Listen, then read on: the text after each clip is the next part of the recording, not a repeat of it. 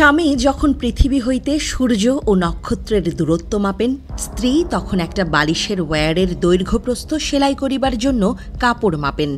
স্বামী যখন কল্পনার সাহায্যে সুদূর আকাশে গ্রহ নক্ষত্রমালা বেষ্টিত সৌরজগতে বিচরণ করেন, সূর্যমণ্ডলের ঘনফল তুলাদণ্ডে ওজন করেন এবং ধূমকেতুর গতি নির্ণয় করেন, স্ত্রী তখন রন্ধনশালায় বিচরণ করেন, চাউল ও ডাউল ওজন করেন এবং রাঁধুনির গতিকর্ম নির্ণয় করেন।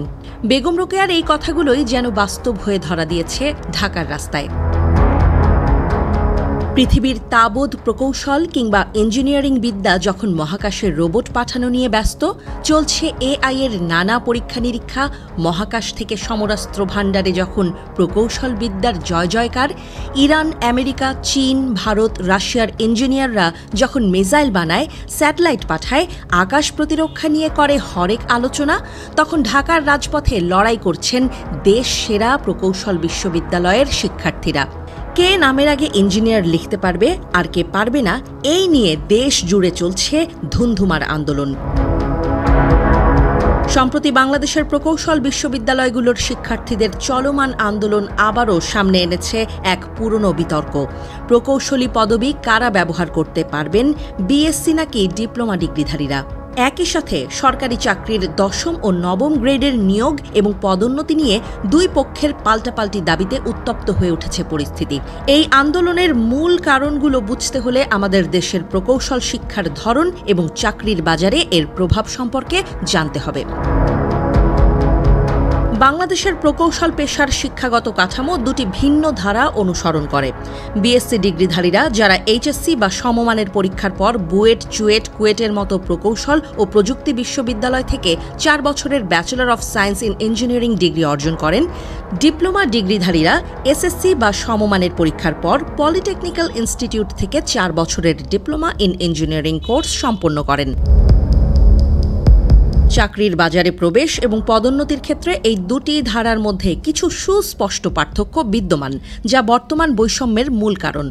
10ম গ্রেডের সরকারি চাকরির ক্ষেত্রে উপসহকারী প্রকৌশলী বা সমমানের পদে শুধু ডিপ্লোমা ডিগ্রিধারীরাই আবেদন করতে পারেন।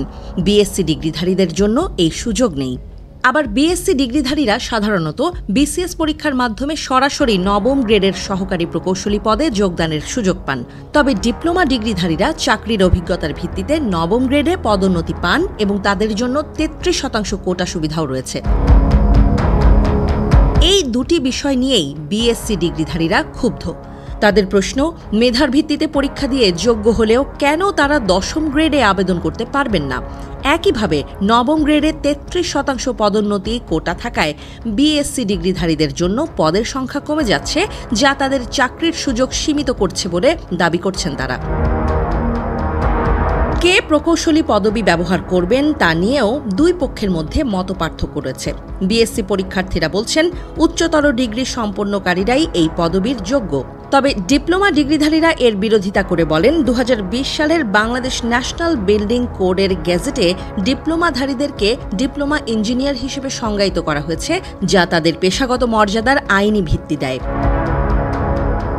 এই আন্দোলনের প্রেক্ষাপটে একটি গুরুত্বপূর্ণ প্রশ্ন সামনে আসছে। প্রকৌশল বিশ্ববিদ্যালয়ের মেধাবী শিক্ষার্থীরা কেন বৈশ্বিক উদ্ভাবন, গবেষণা বা আন্তর্জাতিক মানের প্রকল্প তৈরির দিকে না ঝুঁকে সরকারি চাকরির পেছনে ছুটছে?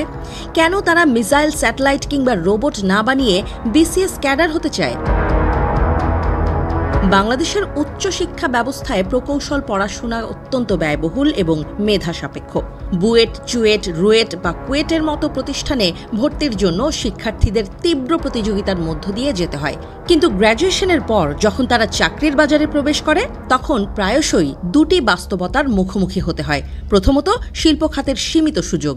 বাংলাদেশের শিল্প খাত এখনও এমন পর্যায়ে পৌঁছায়নি যে এটি দেশের বিপুল সংখ্যক প্রকৌশল গ্র্যাজুয়েটকে আকর্ষণীয় ও পর্যাপ্ত কর্মসংস্থান দিতে পারে।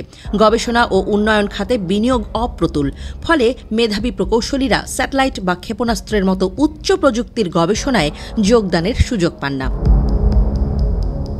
সরকারি চাকরির আকর্ষণও আরেক কারণ।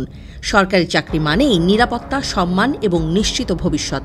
এর সাথে যুক্ত আছে পেনশন, ভালো বেতন এবং সামাজিক মর্যাদাও। চাকরির এই নিরাপত্তা বেসরকারি খাতের ঝুঁকির তুলনায় অনেক বেশি আকর্ষণীয়, বিশেষ করে বাংলাদেশের অর্থনৈতিক প্রেক্ষাপটে, যেখানে বেসরকারি চাকরির বাজারে অনিশ্চয়তা বেশি, সেখানে সরকারি চাকরি হয়ে ওঠে শিক্ষার্থীদের প্রথম পছন্দ। এ কারণেই দেখা যায় দেশের সেরা প্রকৌশল গ্র্যাজুয়েটরা বিসিএস পরীক্ষায় অংশ নিয়ে প্রশাসন, পুলিশ বা অন্য কোনো সাধারণ ক্যাডারে যোগ দিতে আগ্রহী হন। তারা প্রকৌশলী হিসেবে দেশের উন্নয়নে সরাসরি অবদান রাখার পরিবর্তে এমন পেশা বেছে নেন যেখানে কর্মজীবনের নিরাপত্তা এবং সামাজিক মর্যাদা সর্বোচ্চ।